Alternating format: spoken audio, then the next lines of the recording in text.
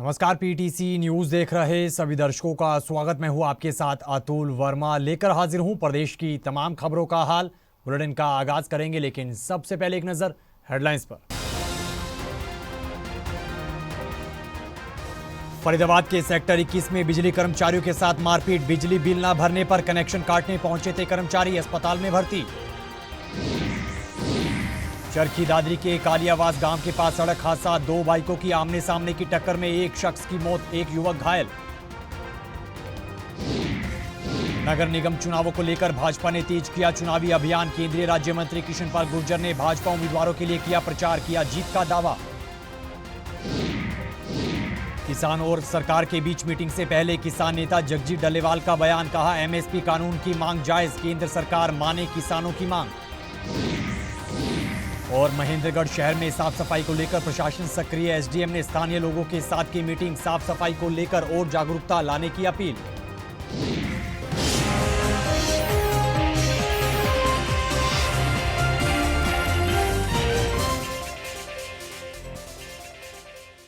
तो चलिए बुलेटिन का आगाज करेंगे अहम खबर के साथ। हरियाणा में बिजली विभाग द्वारा डिफॉल्टर्स पर शिकंजा कसने का काम शुरू हो चुका है। इसी कड़ी में जगह जगह पर बिजली विभाग की तरफ से छापे मारे जा रहे हैं।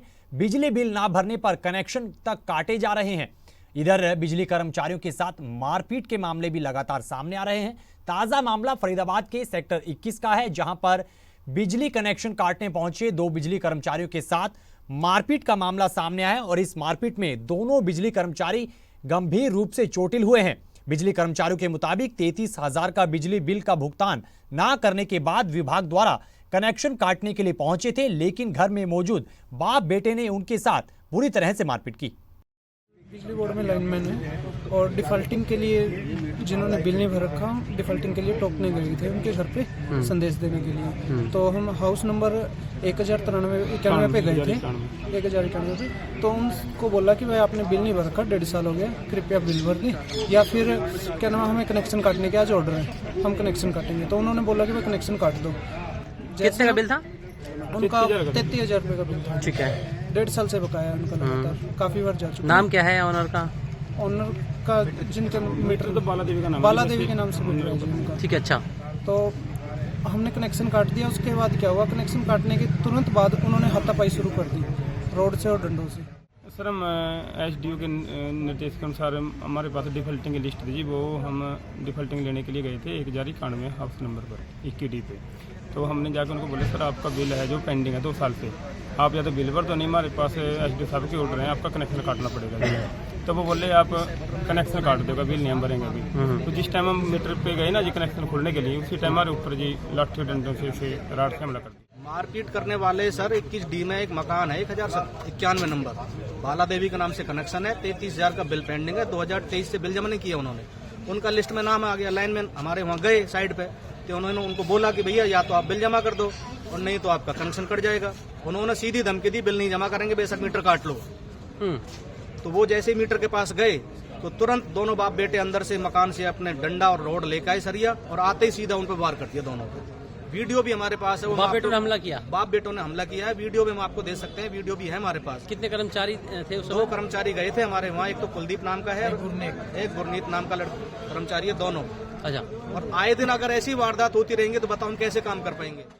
इधर चरखी दादरी के गांव कालियावास के पास सड़क हादसा हुआ है। इस सड़क हादसे में एक शख्स की मौत हुई है। जानकारी के मुताबिक 2 बाइकों की आमने सामने की टक्कर हुई है, जिसमें बाइक सवार एक शख्स की मौत हुई है, जबकि एक युवक हादसे में घायल हुआ है, जिसे इलाज के लिए रोहतक पीजीआई ले जाया गया है। इधर हादसे की सूचना पुलिस को दे दी गई है और पुलिस ने शिकायत के आधार पर आगे की जाँच शुरू कर दी है। ये एक्सपायर है जो नरेंद्र पुत्र दिलबागवासी समसपुर गाँव का रहने वाला था। झाड़ली से दुकान कर रखी थी, वहाँ से ये गांव में आ रहे थे रात को समय करीब 9 बजे, और समसपुर कालीवास रोड पे इसका 2 बाइकों का एक्सीडेंट हो गया, जिसमें ये नरेंद्र एक्सपायर हो गया और पोस्टमार्टम करके और नाश का हवाले वारसान कर दिया। दाह संस्कार हेतु सर क्या कुछ कार्रवाई की गई? मुकदमा दर्ज किया है एक्सीडेंट का, मुकदमा नंबर 44। वो घायल है, नौगांव गाँव का, नौगांव है जिज्जर में, वहाँ का, वो रेफर है रोहतक।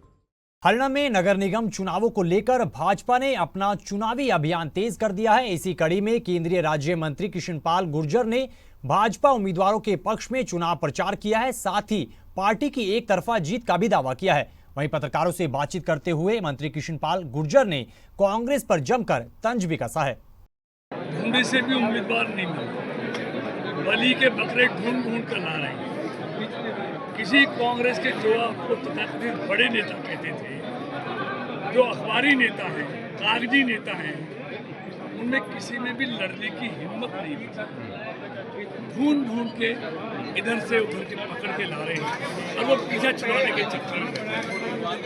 और जो ये इन्होंने कैंपेन कमेटी स्टार प्रचारक बनाए, अगर यही चुनाव लड़ने की हिम्मत करते हैं, लेकिन हिम्मत कहाँ से लाए?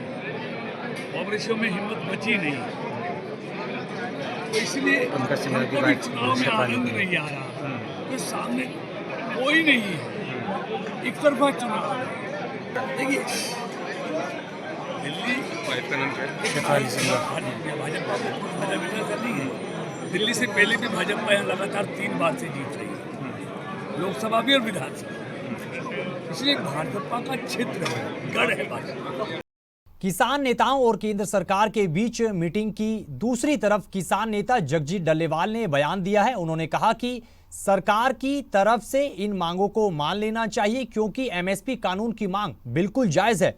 किसान नेता जगजीत डल्लेवाल ने केंद्र सरकार से किसानों की मांगों को मानने की अपील की है। इस दौरान उन्होंने कहा कि किसानों की ये एमएसपी की मांग बहुत पुरानी और बिल्कुल जायज है और इस मांग से केंद्र सरकार को कई बार अवगत भी करवाया जा चुका है। ऐसे में उम्मीद है कि मीटिंग में किसानों की मांगों पर सहमति जरूर बनेगी। एमएसपी गारंटी कानून के अलावा तो बात नजर नहीं आ रही है, कैसे समाधान होगा। एमएसपी ही मेजर समाधान है, उसी वही हमारी।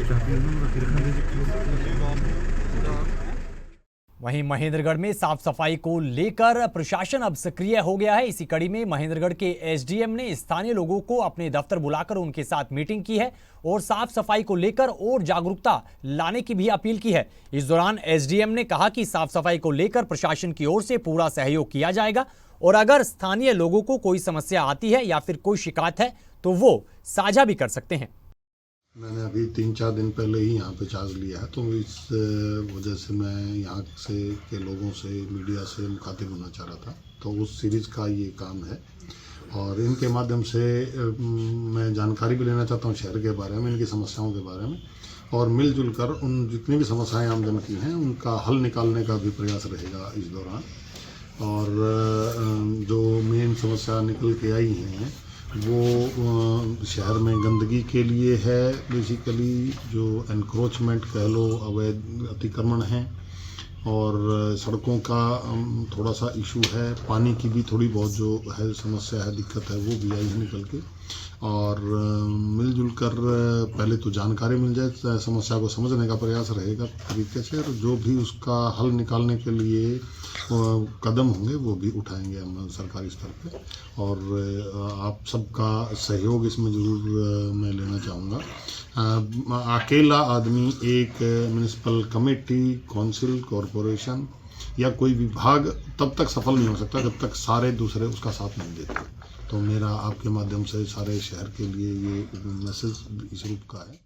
हरियाणा में होने जा रहे निकाय चुनावों को लेकर आम आदमी पार्टी भी अब चुनावी दंगल में उतर चुकी है। इसी कड़ी में पानीपत नगर निगम चुनाव को लेकर आम आदमी पार्टी ने अपने उम्मीदवारों का ऐलान कर दिया है। आप नेता सुशील गुप्ता ने जानकारी देते हुए बताया कि 8 पार्षदों के नाम का ऐलान हुआ है, जल्द ही बाकी उम्मीदवारों की घोषणा भी की जाएगी। इधर उन्होंने भाजपा सरकार पर जमकर निशाना भी साधा। इन्होंने कहा था ग्रामीण प्रवेश में रहने वाले हर बेटी को स्कूटी देंगे, किसी को स्कूटर नहीं मिला।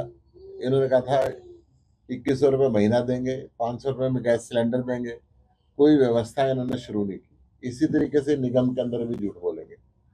आम आदमी पार्टी इस व्यवस्था को बदलने की लड़ाई लड़ रही है। उस लड़ाई के अंदर आज कुछ नाम हमने शॉर्टलिस्ट किए हैं, कई नाम एक वार्ड से आए हुए हैं, मेयर के भी 4-5 नाम है, उसका हम फाइनल फैसला नहीं ले पाए। देखिए, बीजेपी सपने दिखाती है, और सपने बेचती है। लोग सपने खरीद भी लेते हैं, क्योंकि जब चुनाव का समय आता है तो अंधाधुंध वो धन का प्रयोग करते हैं, गरीब लोगों को लालच देते हैं। आम आदमी पार्टी सिद्धांत पे चलने वाली पार्टी है। ना तो हम दारू बांटते, ना पैसा बांटते, ना कोई समाज बांटते, परंतु व्यवस्था बदलने की लड़ाई को हम लड़ रहे हैं। वहीं हरियाणा में होने वाले इस निकाय चुनावों को लेकर कांग्रेस के तमाम नेताओं ने संयुक्त रूप से प्रेस कॉन्फ्रेंस की है। इस प्रेस कॉन्फ्रेंस में पूर्व सीएम भूपेंद्र सिंह हुड्डा भी मौजूद रहे। इस दौरान भूपेंद्र सिंह हुड्डा ने निकाय चुनाव पूरी मजबूती के साथ लड़ने की बात कही है और पार्टी उम्मीदवारों की जीत का भी दावा किया है। वहीं उन्होंने भाजपा सरकार को जमकर आड़े हाथ भी लिया है। जैसा कॉरपोरेशन के चुनाव चल रहे हैं, हमारे उम्मीदवार हैं सुजमल जी, बहुत अच्छा चुनाव लड़ रहे हैं और सभी साथी उनकी पूरी मदद कर रहे हैं। और आज हमारी मीटिंग भी हुई, सभी साथियों से विचार विमर्श भी हुआ है और पूरे सब जोर शोर से अपना यहाँ पर कॉरपोरेशन का चुनाव लड़ेंगे, क्योंकि इस सरकार के आने के बाद 10 साल के बाद ना तो कोई कार्य हुआ, सारी सड़कें टूटी पड़ी है, सीवरेज बिल्कुल खराब है। जो अपने कम्युनिटी सेंटर बनाए थे लोगों की सुविधा के लिए, वो ठेके पे दे दिए गए हैं। उनके ऊपर मतलब लाखों रुपया चार्ज कर रहे हैं। ये तो टूरिज्म का बनाया था, उसके ऊपर कितना इन्होंने बढ़ा दिया। बनाया तो हमने था जन सुविधा के लिए, वो तो फिर बाकी प्राइवेट बने हुए हैं जो इन्होंने उनका भाव उस हिसाब से रख दिया। तो कोई भी ऐसा काम नहीं। और ये चुनाव जो हुआ है, ये डिलेड चुनाव है, ये भी मजबूरी में इनको करना पड़ा हाई कोर्ट ने के डायरेक्शन की वजह से, नहीं तो ये इनका कोई इरादा नहीं था। और जो है, जहाँ तक रोहतक का सवाल है, ये मैं नहीं कह रहा, पूर्व जो यहाँ से सांसद थे उनने भ्रष्टाचार के गंभीर आरोप लगाए थे। इसी कड़ी में हरियाणा के कैबिनेट मंत्री किशन बेदी ने भी निकाय चुनावों में भाजपा की जीत का दावा किया है। पत्रकारों से बातचीत करते हुए मंत्री किशन बेदी ने कहा कि इन चुनावों में निश्चित तौर पर भाजपा की ही जीत होगी। वहीं उन्होंने कांग्रेस पर जमकर निशाना साधा और कहा कि भाजपा ये चुनाव जरूर जीतने वाली है और सिरसा समेत अन्य जिलों में पूरा विकास कार्य करवाया जाएगा। और इन चुनावों को लेकर मुख्यमंत्री नायब सिंह सैनी 24 फरवरी को पार्टी का संकल्प पत्र भी जारी करेंगे। नगर परिषद के लिए हमारे प्रत्याशी और सभी वार्डों के प्रत्याशियों का एक संयुक्त कार्यालय हमने सांगवान चौक सिरसा में अभी इसका हवन के साथ उद्घाटन किया है। हमारा पूरा चुनाव सिरसा का यहीं से संचालित होगा। यहाँ पर सारी व्यवस्थाएं अलोपा और भाजपा कार्यकर्ता मिलकर करेंगे और संयुक्त रूप से पूरा नगर का चुनाव हम संयुक्त रूप से गठबंधन नहीं, एक माँ के बेटे होकर लड़ेंगे। और यहाँ से हमारे प्रत्याशी भाई शांति स्वरूप जी को और नायब सिंह सैनी जी का जो हमें आदेश है, जो निर्देश है, उसके अनुसार उनको विजयी करने का काम करेंगे। और सिरसा में ये नगर परिषद का चुनाव आने वाले अगले 5 साल की नहीं, अगले 20 साल की राजनीति में बदलाव लाने का काम करेंगे। 24 तारीख संकल्प पत्र की कल हमारी मीटिंग थी। सभी तरह के सुझाव हमने मांगने शुरू कर दिए हैं। बहुत सी चीजें हमने उनमें इकट्ठी कर ली हैं। उनका चित्रीकरण सभी वार्डों से हम लेकर जाएंगे और 24 तारीख को मुख्यमंत्री जी स्वयं रोहतक की नगर निगम का चुनाव है, वहां पर जाएंगे और संकल्प पत्र को रिलीज करेंगे।